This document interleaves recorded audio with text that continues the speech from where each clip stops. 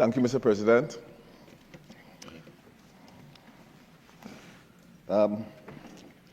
Today I feel like in a courtroom. I've had the pleasure of listening to lawyer after lawyer after lawyer.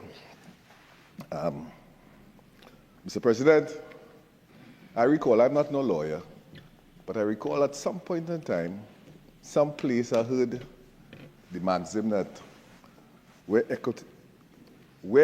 equity and the law is in conflict, that equity must prevail.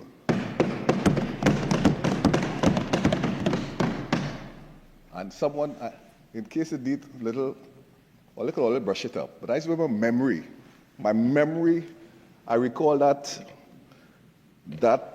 need to allow equity to reign supreme over all that we do. Because if not equity, then what? We have had laws throughout this. I'm not purporting to be a lawyer by any stretch of the imagination. I'm talking here as a layman. But we have had laws throughout our existence that was wrong, that was unfair, that was unjust. Everything was legal at some point in time, including slavery. Didn't make it right. And sometimes we just had to do what is right. So that, let me leave the law alone and go back to my people matter now. I'm dealing with the people matter. Senator McNeish, the legal matter, from where I sit, equity must prevail.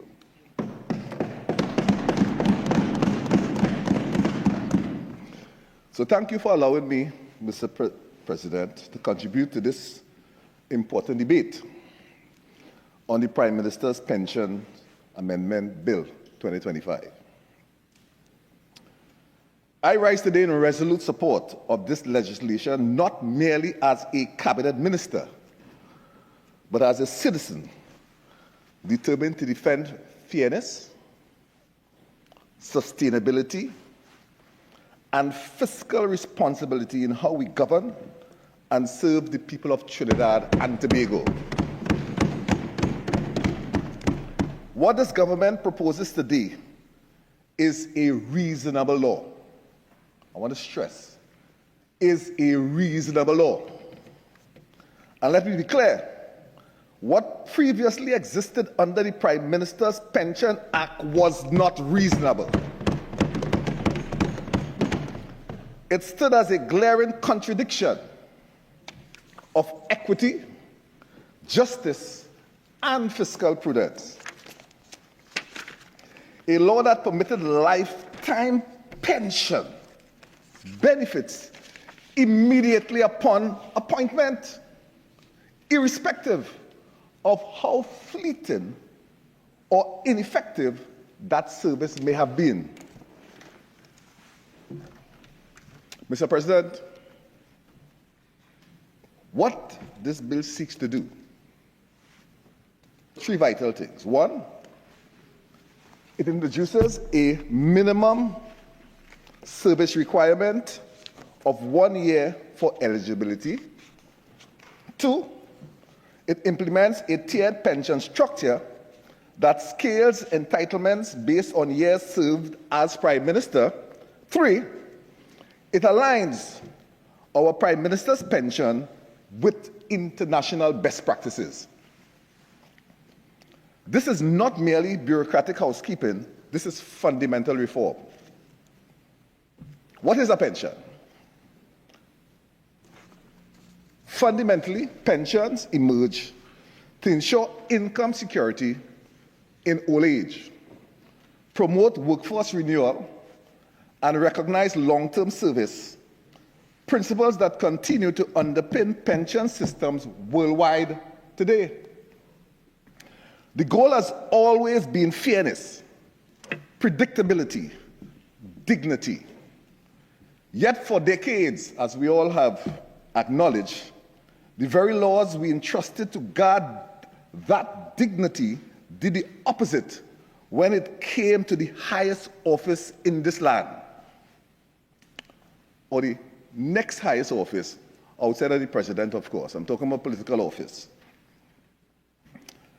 I'm talking about a case for fairness and consistency. In today's Trinidad and Tobago, fairness in pension arrangements is elusive. Let us consider what our ordinary worker must endure. Because we spend a lot of time here today.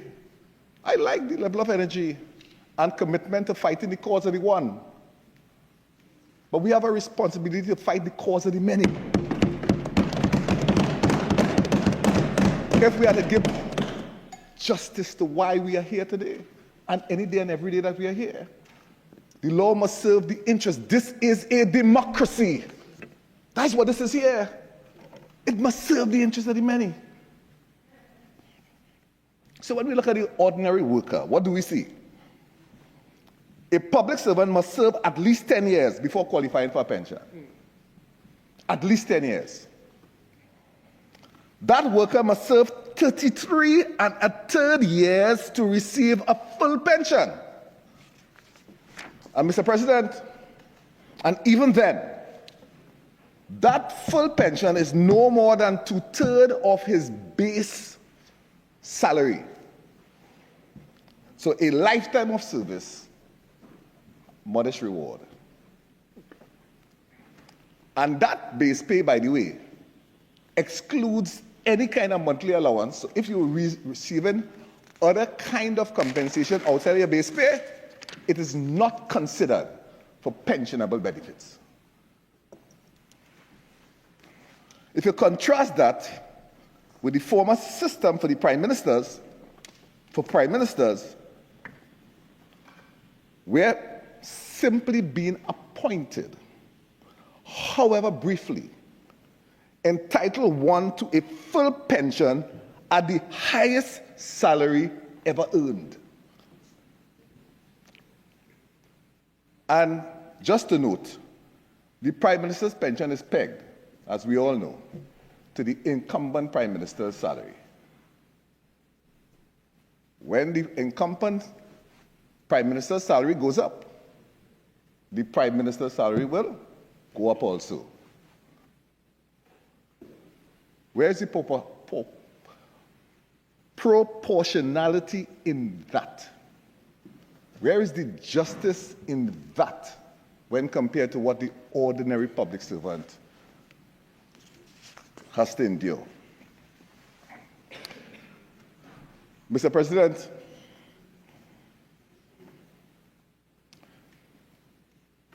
just this weekend, I want to get the human back why we're really here. Just this weekend, because we're talking about pension, I received a text message, a WhatsApp message. And the WhatsApp message, I want to read it out for you with your leave, Mr. President. The message goes this way. Hi, pleasant day, Mr. Minister. I retired from WASA in April 2025, and I am not getting a pension from WASA each month. I am pensionless. I work 18 years and waiting on NIS still, which is taking a long time. I'm sick at the moment. I had a stroke recently, and I desperately need your help in getting a WASA pension every month. Can you talk to someone to help me, please? Thanks, and God bless. I didn't call the person's name. That person was a hospitality assistant at WASA. That person worked 18 years of their life to that organization. That organization sent this person home without the possibility of a pension. At 60 years, they would have left that organization. And that person now have to what? Fend for themselves.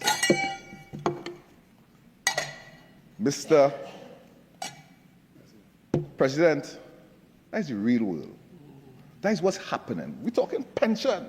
I'm making all kind of nice defense. I didn't come here to talk about persons. I come here to deal with the bill. But a lot has been made out of a case for a person by dealing with the bill. And I hope that people understand this pension we're talking about. And this is the country that we live in. Where people, not just this one person, in many organizations, state-run enterprise, the HGC, WASA and the likes, people are working for 10, 15, 20 years. And they are not entitled to a pension when they reach age 60. And they are sent home to fend for themselves. And when we wonder what is going wrong with the country, what is going on with the country is not the justification of whatever people are justifying for whoever to get what here today. It's when we're not taking care of our people. Because that's what pension is. It was meant to give persons dignity in old age. That's what it was intended for. Not what I hear people trying to justify here. It was intended to give people dignity in old age. This is the human face of inequity. A woman who can give 18 years of her life and is now struggling to live. We have daily rated workers. I know that. Senator Dan Paul will be aware of that, right in the central government. Daily rated workers. Since 1994, the PNM administration promised daily paid workers that, hey, they will treat with a pension plan for these workers. These workers work, and at age 60, they are sent off without a pension. Each and every one of them. Mr. President, that's a problem we have in this country that we have to address. And that must be contrasted to what obtains for our president, for our prime minister. That somehow we are comfortable saying one day equals $1 million for the rest of your life every year. When we treat with the average worker, collectively, thousands of workers under central government that are simply not entitled to a pension. Needless to mention, Mr. President, this whole pension issue, I reflect of how currently workers, since 2003, they're still waiting for terminal benefits when they were sent home. Up to now, people are dying without ever receiving their terminal benefits. I am not a lawyer, but I think I know what's right and wrong.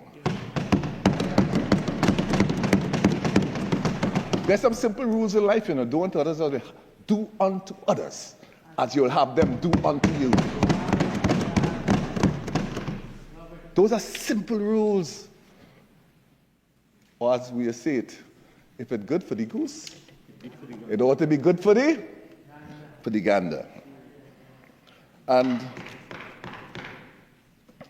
Mr. President, so when we have a situation where currently workers, you have the petition workers still in a dicey situation because they have stopped all contributions going to their pension plan. So right now, that's looking on the way to find themselves without pension in the not too distant future.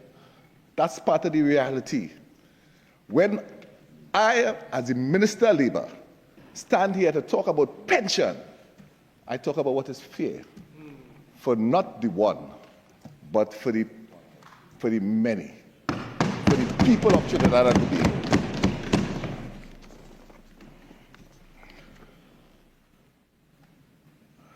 Mr. President, where leadership ought to inspire confidence, it has bred contempt. Where service ought to be recognized, it has been ignored.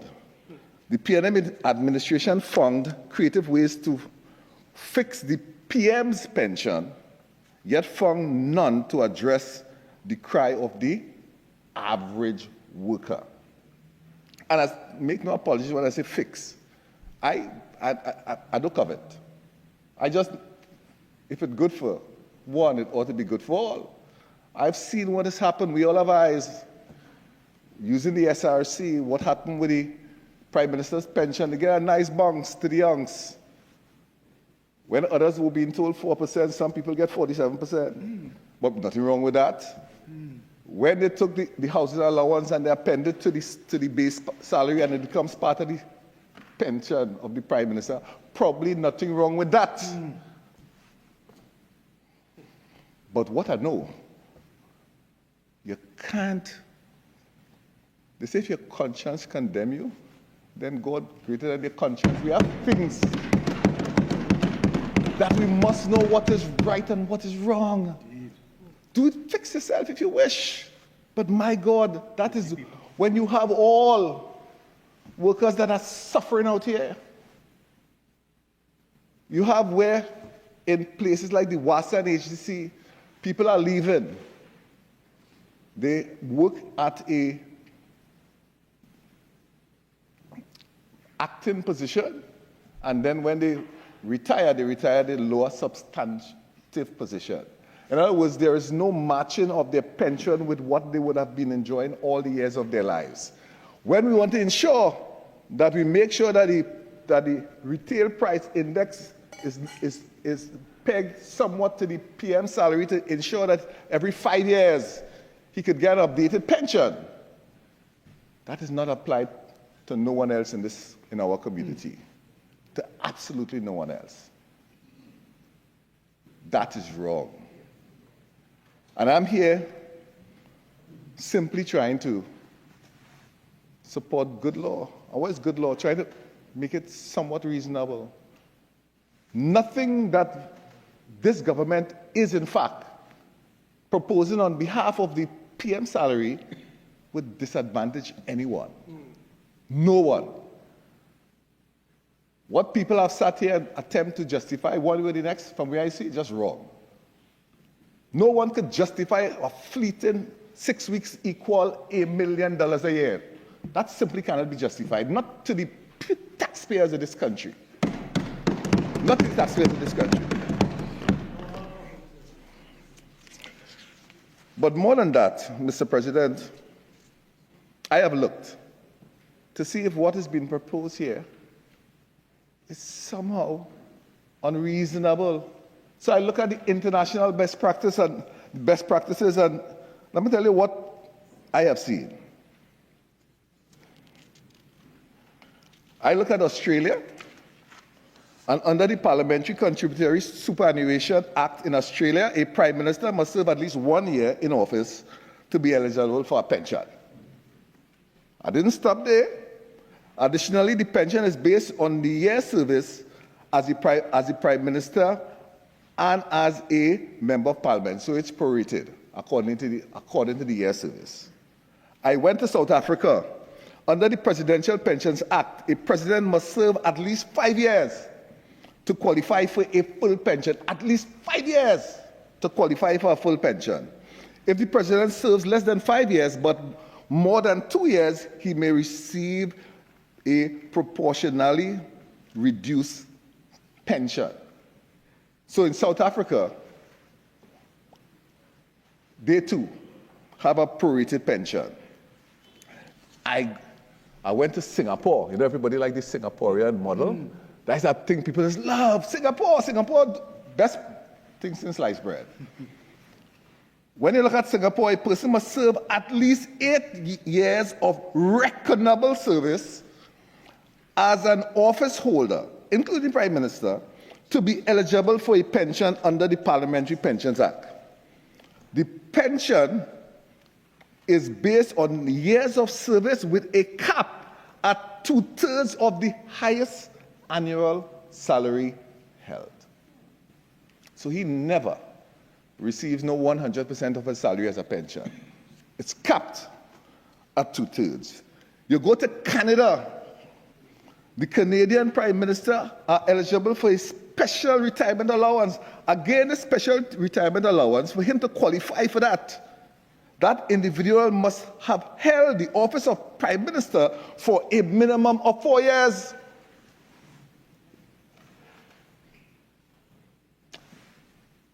I went to Germany.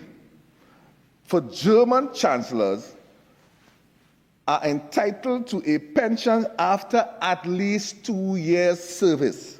The pension amount increases with additional years' service, reaching the full amount.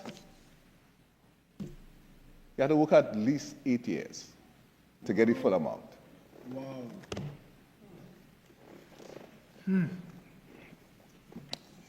These nations affirm the principle that we are enshrining here today.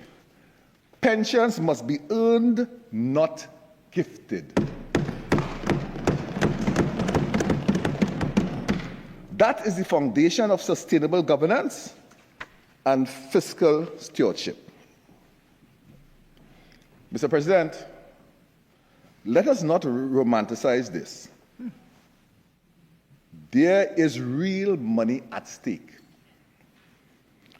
Every dollar spent on premature, unearned pension is a dollar taken from schools, from healthcare, from roads, to fix our water supply, for social grants, for the vulnerable in society. Grants, food. This bill reverses that. It restores proportionality and plugs a long-standing leak in our fiscal plumbing. Mr. President, today's amendment is not a cure-all, but it is a signal, a firm and reasoned one. It tells the country what leaders demand for themselves. They must be willing to extend the principle to others.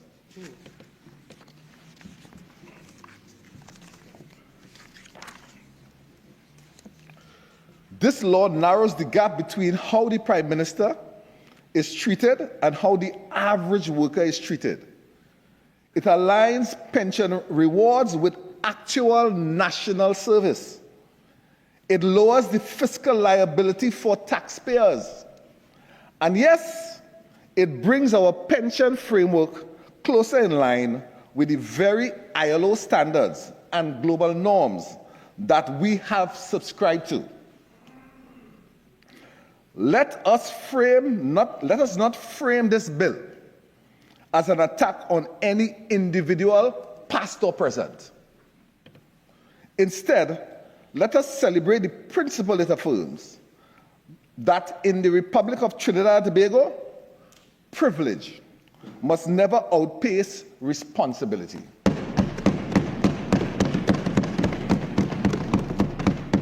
And benefits must always be tethered to service. The law we seek to pass today is reasonable. It corrects what was unreasonable. It is progressive, responsible, and long overdue. I commend it to this Honorable Senate without reservation, Mr. President.